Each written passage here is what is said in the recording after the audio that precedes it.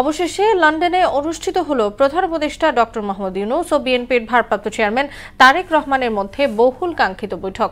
এতে আগামী রমজানের আগেই নির্বাচন আয়োজনের প্রস্তাব করেন তারেক রহমান।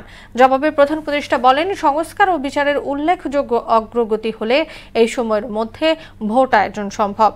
আরও জানাচ্ছেন ওবায়দুল হক মারুফ।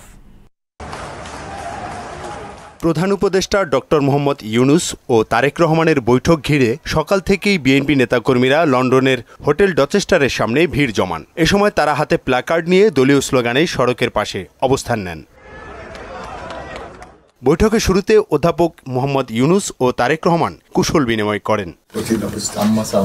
১.৫ ঘণ্টাব্যাপী বৈঠকে আগামী নির্বাচন, সংস্কার, জুলাই সনদ সহ চলমান নানা রাজনৈতিক ইস্যুতে আলোচনা করেন তারা।